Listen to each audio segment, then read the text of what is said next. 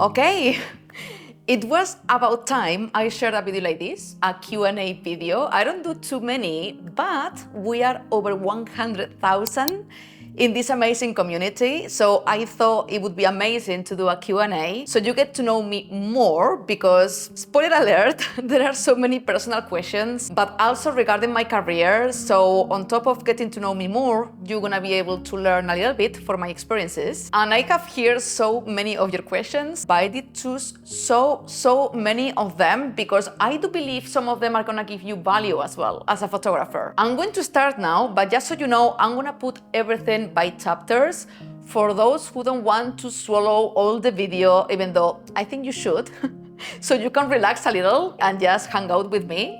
But for those who are interested in specific questions, I'm gonna put them in the chapters below, so you can do that as well. Okay, Laura, I would love to know how you are liking Sony. I love this question. Are you glad you switched? Any regrets? Thank you. I don't regret. I loved Canon, but I was a photographer for many years and now I'm a content creator as well. I do have a full video explaining why I switched from Canon to Sony, so I'm gonna put it below. You can check it out later. I do have the Sony a7R5 and the Sony a7C, and I'm so happy with both. It's very good how they created the cameras nowadays for you to customize every single button when you are recording video or taking photos. So for me, it's so quick to switch from photo to video, and for me this is a must because I do photography vlogs. So I'm shooting a photo and then quickly I want to switch to video to record B-roll of that scene to show you guys. So my camera, it's amazing for that because I can do this very easily. And yeah, no regrets, zero regrets about switching to Sony. I'm very happy with Sony now. Gerald, you are such a big supporter of my channel, so thank you so much. To who or what did you primarily contribute your drive and work ethic? Was it your parents? I really want to answer this question. Or are you just naturally driven? Was there some life challenge that you overcame and caused you to be more determined? This question I think is gonna help you as well because, okay, no, it wasn't my parents. My parents were very tough with me when I needed to study in the school and everything. So yes, a lot of discipline, I have it from them. But my parents never believed I could live out of photography. So they never pushed me towards that path. They wanted me to work in a 9-to-5 job for a big company, have my pension when I retired, and that's it. It's normal, it's another generation, but I always pursue business. I always pursue to do things by my own terms, start as a freelancer. I always wanted to be free from corporations, even though I worked so much for them, obviously, at the beginning, till I became a freelance photographer. But yeah, it was just me. In that matter, it was just me. And actually, in a way, they helped me, my parents, because them telling me that I couldn't make it for myself as a freelancer boosted me even more because I wanted to prove them wrong. And now they see I made it and they are very happy for me. I'm saying that this is gonna help you because I'm sure you have friends or family that they are telling you that you cannot make it, that there is a lot of competition, that it's too late. Throw that away because I made it and nobody believed I could make it. I left Spain to be able to do this in London and I made it happen. But this ambition came from myself, and in terms of life challenges was that not having anyone that believed in me and my photography, and that gave me power actually because I wanted to prove everyone wrong. So yeah, let's go to the next one. I love the pictures, but the videos blow me away. They are so good. How do you do it? What do you love more, video or photography? If you could do only one. I love photography, okay? These are my roots. I love photography so much. That's what I do for a living. And now also video, to be honest. But now I'm so freaking passionate about filmmaking. I don't consider myself a filmmaker, but I'm getting better, I think. You guys loved the video I posted last week. In Bali, I did a vlog, very long one, 35 minutes, and you guys loved it. So yeah, go check it out later and tell me what you think. I tried to do my best to do it like very beautifully, and I did everything by myself, so I'm very proud. But yeah, I love filmmaking and I want to get better and better and better, so I'm very into video right now. And I know it's not the right answer if I would have to choose one, but I cannot choose because photography and video for me goes hand by hand. And in that photography vlog, you're gonna see I do cinematic video while I'm showing you the photos I'm taking. So for me, it's all related. And I always push you to learn video, guys, because you're gonna freaking love it. If you love photography, you're gonna love video. But yeah, I just do both and they go together for me now. I love it. How did you finally know that you are a good photographer? I think this is gonna help you a lot, the answer, because you will be relieved to know that you never know that you are a good photographer. You never know it. I mean, now I know it in a way, but I still compare myself to others, and this never gonna end because it's totally normal. You want to improve, so you are always checking other people's work to be able to compare yourself. It can be very healthy, but it can be very unhealthy. So there is a very thin line. To be honest, what helped me was other people telling me that. Because I didn't believe it at the beginning. I wasn't working as a photographer full time. I was going out and people would come to me, I love your photography. And I was like, oh, thank you. I was so humbled because I was very bad with myself. So when people were telling me that, I started to believe it. I started to believe it when people told me that, to be honest. And then as I was growing and I was a bit more gentle with myself, I'm like, actually, this is good. This is very good. And yeah, you earn confidence with time, but many times the imposter syndrome kicks in, and this happens to all of us. So you have that, that's totally normal. That's fine.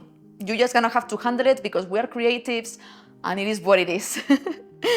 Okay, how do you manage as a solo creator and making your moves to new places without a friend along?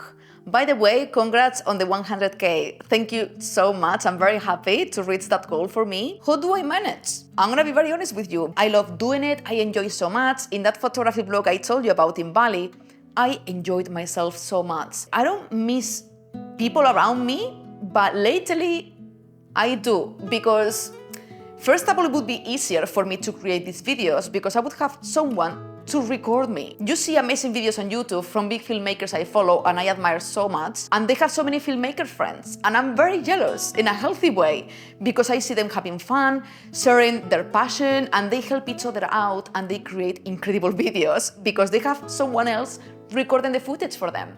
I'm all the time with a freaking tripod everywhere to record myself. I do my best to do it and I enjoy it, but lately it's being hard. And moving, it's been playing a very hard part in my life right now. I'm in Malaysia, as I said. I'm struggling to record a lot because I'm very tired, guys. I'm very, very tired. I love what I do, but it's very dangerous when you do what you love for a living as well, because you overwork yourself because you love it, but it's still work. You still need to rest. Your mind needs to rest. And actually, I'm more tired mentally than physically. So it's hard to handle. I'm very happy I handle it. As you can see, I manage. But yeah, like I can't wait to come back to Bali and keep meeting new people and new creative friends because I know it's gonna help me a lot in the future. Congratulations on 100K, thank you so much. When did you realize you were inspired to become a photographer? At what age did it pique your interest? Okay, when did I realize? Well, I mentioned this time ago on my channel as well. It was, I think, already 15 years ago, something like that. And actually, my parents put me into it. Into this hobby at the beginning, and it was in Basque Country, where I'm from, in Spain. And yeah, I was going to the beach to take surf photography, and I started to be very competitive with myself, and I wasn't that bad to be a beginner, and I started to be like very addicted to it because I wanted to come back the day after to improve my photo, and yeah, again and again and again till I've got hooked, and I was very happy to come back all the time to improve my photos. So it's an amazing path. When you see that you are improving your photos, it makes you so happy. So yeah, I was doing surf photography, and then I started to experiment within other niches, and that's how everything started, and now I'm here. How to get consistent money for settle travel? This is a very good question, but it's not that hard to answer, to be honest, because for me, my answer is working online. You're gonna have to be working online and having a solid business. So I do have a video explaining all about how I make money while I'm traveling. I'm gonna link it somewhere here. And yeah, I think the best answer and the best advice I can give you is to work online. Things have changed a lot, and now there are so many jobs that you can do from home. So yeah, working online I think is very, very good. Love your work and your energy. Thank you. You are also very beautiful. Thank you so much. Are you single? Yes, I'm single. I'm very focused in my career right now, but I don't close doors. I'm just living my life. I came from London to Bali. Since I moved here, I'm traveling a lot, so it's harder to build relationships. I don't close doors, as I said, but I'm very happy single. I have this passion, which is photography, video, and meeting new people every day. And I feel very fulfilled with my life. And yeah, I'm a truly believer that you first have to be happy with yourself on your own before you get into a relationship. So many people put their happiness into the other person. So the problem is, if you feel like you are missing something in life, you are missing love, you are missing someone to be with, that part of you is not going to be better when you are with that person. Because when you're going to have an argument, or maybe that person is busy, or for whatever reason, you're going to put your happiness into that person. When you have to be 100% happy with yourself, by yourself. And then that person is going to add way more happiness to your life.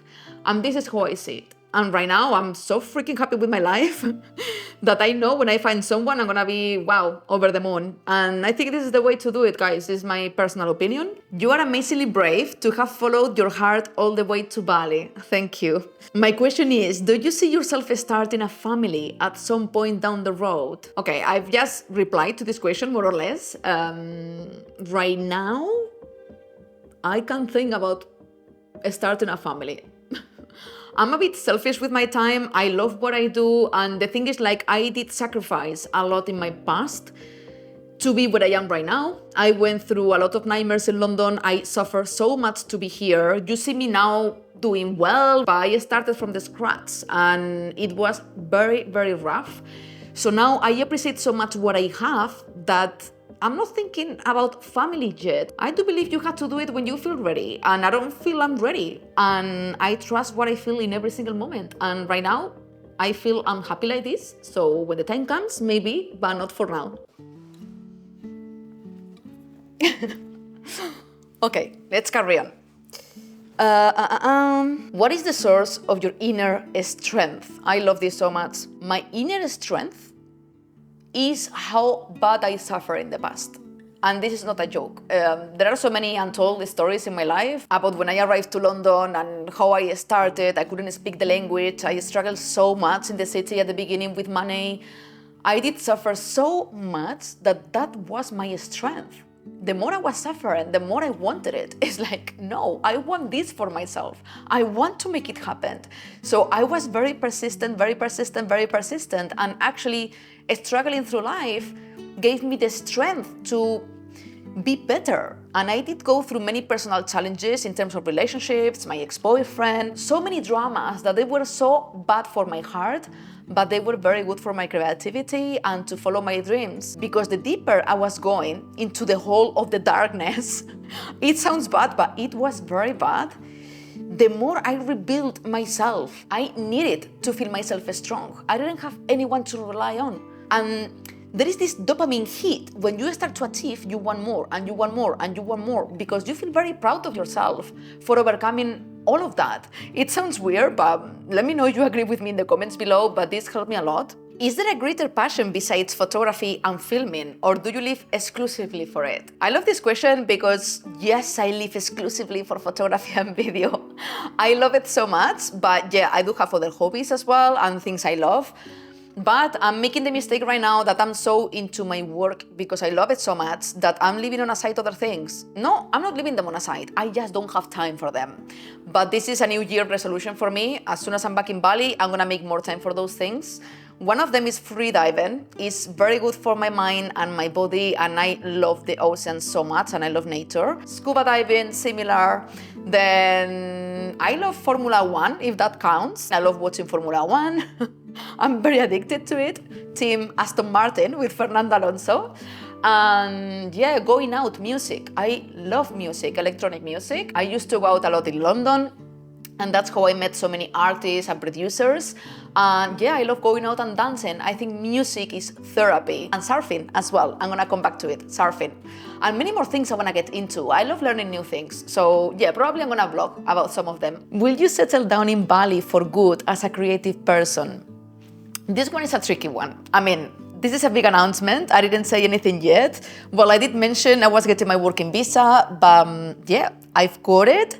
So I'm moving my business from London to Bali. I have an amazing visa agent who is helping me to do everything. But yeah, I'm gonna be in Bali long term. But I don't know how long, okay? Because there is something very important for me, which is my family. I'm very close to my family. I love them. I'm used to being without them because I've been living in London for 11 years. Bali is very far. It's in the other side of the world. So yeah, my parents are getting older, obviously, and I don't like to be that far. I don't. So for now, I'm gonna be in Bali long term, and then I will see. My friend Emma, big supporter of my YouTube channel and big supporter of my private community. So thank you so much, Emma. And very deep question as well, which is very good because it's the whole meaning of this video for you to get to know me more. What is your biggest fear in photography and in life? And you talk also about the past, how I solve it. My biggest fear in photography was to don't be able to make it happen. Because I moved from Spain to London and it was very tough for me. I couldn't speak English. I was sleeping in a hostel room with 15 people. I didn't have a job. I didn't know anyone in the big city. For those new here who don't know my story, I was working full-time as a fashion stylist in the luxury sector till I managed to become full-time freelance. And it took me years, obviously. It was hard because I didn't have any guidance in the photography industry. I couldn't find the answers I needed to be able to get clients. And that's the reason why I made this YouTube channel, to try to help people who are in the same situation as I was years ago. So if that's you, subscribe to my channel. But yeah, my biggest fear was that one, to don't be able to make a living from what I love doing. So yeah, how I solve it is making it happen, working very hard, making many mistakes, and finally becoming a full-time freelance photographer and creative director. And my biggest fear in life would be, clearly, without any doubt, losing someone from my family. My mom, dad, brother, etc., or my family in general, but my closest as well, obviously, my mom and dad, I'm so close to them, I freaking love them. And obviously I live far away from them. And yeah, for now it's good, but then subconsciously I'm terrified because it's like I live very far away and my worst fear is receive some news that something happened to them, or maybe they are experiencing some health problems. They are perfectly healthy right now, but I don't know, as I'm aging, I'm becoming older and the years are passing far away from them. That's my biggest fear. The rest, I don't care, to be honest. I fear more their death than my own, literally. That's my biggest fear, no doubt. My friend Fraser, what's your greatest professional fear? Well, right now, it's related to this question as well, to the last question. But my greatest fear would be to stop doing what I love for a living. It's not gonna happen, but it would be my greatest fear because I spent so many years of my life working for someone else, and that's totally fine, by the way, for everyone out there working for someone else. Like, I've been doing it all my life, and it's great. But once I experience freedom, living by my own terms, doing what I love for a living, and many other benefits this life has, I couldn't come back to work for someone else. It would make me tremendously sad. But yeah, it's not gonna happen. It's not gonna happen, fingers crossed. But yeah, that's my greatest professional fear. Most scary and fun since you travel. I have so many stories to tell. Like, even my friends in London, they were telling me I should write a book about my solo travels. I told them time ago things they didn't even know about me when I traveled to Ecuador, to South America. So many things happened to me. I don't even know what to tell you because so many things happen. Okay, the scary ones. One of the most scary stories is when I arrived to Ecuador, after a week only traveling solo, I was sleeping on a Saturday night and I woke up because my bed and my whole building was moving. There was an earthquake and it was quite high. It was, I think, the scale of 6.9, something like that. I was alone, I didn't know anyone. It was my first week, and in theory, in Ecuador, there were not earthquakes, or at least I've never heard of them. And yeah, I went to the street running in my t-shirt, so alone, and I was like, oh my God, what do I do? What do I do? So I just hung out with the people from the hostel and they told us to stay awake because obviously there was risk of tsunami. We needed to be awake. And this was at, I think it was Sunday morning already, 5 in the morning of the Sunday. So I went to bed Saturday night, this was at 5. I was deeply asleep.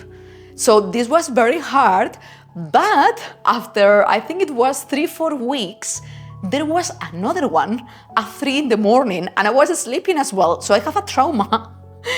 It was even worse than the first one because it was stronger and this earthquake happened in the sea. And I was in the beach sleeping in a hostel, okay?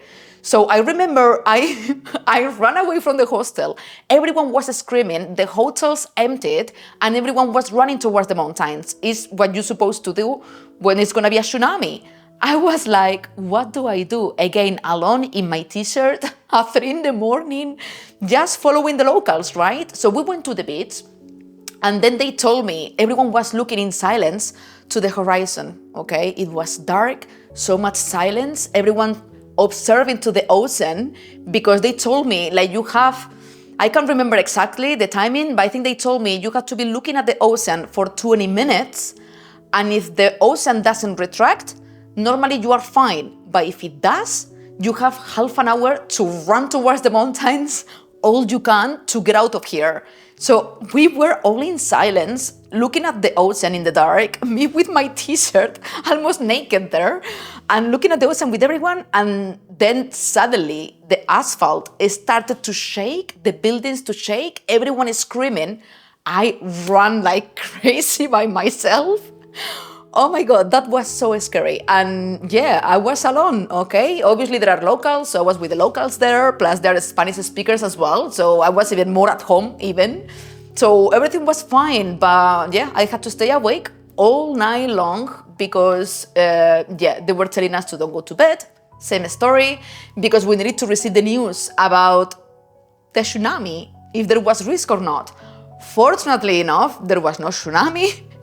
But yeah, that was very scary. Solo traveling in Ecuador and going through 2 earthquakes, like, what the hell? Now I'm glad I experienced that because you realize we are nothing. And as a nature lover, I know Mother Earth commands always and always wins. We are nobody. So yeah, it was crazy. It was a crazy experience. But yeah, that was very scary. Sorry, quite long, but yeah, it's a good story, I think. And then the most fun, wow, I have so many in Ecuador, I have so many, but yeah, mostly all related to me going out, dancing and having fun and meeting people every single day. And that's why solo traveling is so addictive as well. Okay, this question, so many of you asked me this question, why BC? Everyone is curious about this. Fair enough, everyone puts name and surname as their artistic name. Well, so I don't know if you know, but in Spain, we have 2 surnames. Our dad's, which is the first one, and our mom's, which is the second one. So it's the initials, or my dad's surname and my mom's surname. So Laura BC is my name and my parents' initials. Which future projects do you have? I do have many. And it's so overwhelming, but I'm very excited about all of them. But I don't want to say anything because I want to keep my channel very fresh all the time. I want to excite you with new projects I have in mind that includes you as well. But one big clue, one of my big projects, it's related to the constant emails and messages I receive about making a workshop, presential, like you guys coming with me and having me with you, teaching you photography. And I do online mentorships, but yeah, I think one big project is gonna be that one, but I don't wanna say anything yet because I'm preparing it and there is a lot to prepare. So yeah, that's a big clue of one of the big projects I have in mind for you guys. So I really hope you would join me. As an adult, I feel falling apart with friends more and more. How do you manage your relationships? Thank you for sharing this problem that you have. But I think we all experience that in some point, and that's called adulting, and there is nothing wrong with it. Years ago, I was like holding to my friendships a lot, even though I know they were maybe toxic or I didn't connect that much with them in many ways, but you are scared of losing friends. Now I'm not. I'm not because as you mature, you know which friends are good for your mental health, for your energy, and for everything in general. And now I have less friends, but the friends I have, they are family to me. Like I would die for them. And I know they are watching this video, they are in London. So yeah, I have amazing friends, so that's it. I would say don't be scared to lose friendships because more will come along and probably more aligned to your personality or to what you are doing in life. So yeah, how do I manage my relationships? I just meet new people every day. Obviously, they come and go in Bali, but I do have my very good friends that are coming to see me. So I'm very excited about that. And the new friendships, yeah, I manage them quite well because I'm a busy person, I'm very busy. And people respect it. People are respecting it. They respect I'm busy, I'm doing things, and when I have time, I go to meet them. And those are good friendships. The ones that they are not giving you crap because you are busy doing other things. No, they understand you have your goals and you have your dreams and they help you to achieve them. They don't get upset because one day you cannot meet. So yeah, don't be scared to change friendships. It's totally fine. Okay, how was family reaction when you told them you were moving to Bali? Are they going to visit you? The reaction obviously wasn't good. They are used to because obviously I've been living in London for 11 years, so I wasn't home very much, and they got used to it. But obviously Bali is not London, it's very far away. It's the other side of the world, literally. So they weren't happy about that, but in a way, my mom mostly knows that Europe is falling apart and that things are very ugly in Europe and more in London with Brexit and then, yeah, the crisis because everything is so freaking expensive, the inflation, and in America is similar and everywhere in the world is similar, okay? But I feel like Indonesia is so good and Asia in general is way better. I mean, it's a way better life here in many ways. So they know I did the right thing in a way because I'm earning money online and I'm freelance, I can work here with my photography, I can be remote, so why would I be in London spending triple the money just to exist? Everything is way more affordable here and I have everything I love here, so they understand. My dad took it worse, obviously. He was like, Laura, like you couldn't go farther away. The next step for you is Australia. So I understand them, obviously. If I would have a daughter or a son, I would be probably worse than them, I'm not gonna lie. But yeah, they weren't happy about that and I don't think they will ever come to see me in Bali. They didn't even come to London. My mom came the first year and that's it. They don't like traveling, they like to be home and relaxed. They are the opposite to me, to be honest. But yeah, they, you know, I don't think they're gonna come, but it's fine because I will go to see them. My amazing friend Alex, what are other Asian countries you are planning to visit this year and why? This year, I don't know, because I'm just gonna go with the flow, but I really want to go to Vietnam, I want to go to Japan, I want to go to Laos. I want to go to Laos because they told me it's very underrated and it's beautiful. I want to go to Vietnam because, yeah, Vietnam, photography, and to fly my drone. And then, yeah, Japan I think is insane. I really want to go to Japan because everyone told me it's incredible. Also for photos and videos, like, I think there are so many countries in Asia I want to go to because of photography and video, basically. Another question, and yeah, okay, this one is quite personal and hard to answer, which is, do you feel lonely in Bali? No, I don't. It comes to the same thing I said before. I'm very happy by myself, so I'm very happy when I'm alone because I'm so busy doing things I love. But yeah, that's why I say it's hard to answer. You meet so many people in Bali, but they all come and go because they're coming on holidays or they're coming 2 months and they leave. So, I mean, so many people live in Bali long term and I've just arrived, let's say. So I know I'm gonna meet so many people and yeah, I'm gonna build friendships that are living permanently in Bali like I am right now. But yeah, right now sometimes it's a bit weird because people come and go, so you get attached to people, at least me, I'm very sensitive, and then they leave, so it's quite sad. But I wouldn't call it loneliness. I wouldn't call it that way. I don't think so. Bali is full of amazing people and creatives, and there is a lot of vibe around. Everyone is so happy in Bali. I don't feel lonely. I'm always excited to meet new people. So no, it's not loneliness. It's not that. I'm just looking forward to meet people who are staying there, like Veronica, my friend Veronica. ¿Extrañas la vida en la ciudad? Which means, do you miss the city? I'm now in a huge city in Kuala Lumpur, and when I arrived, I was so excited. And I was like, oh my God, I was missing the big city. I miss London, blah, blah, blah. After a few days, I had enough. I think I'm so burned out of the city after 11 years that I miss Bali now and my island life. But yeah, from time to time I miss the city because I love the hustle and bustle as well. I love the craziness, but I want to choose when I want the craziness, okay?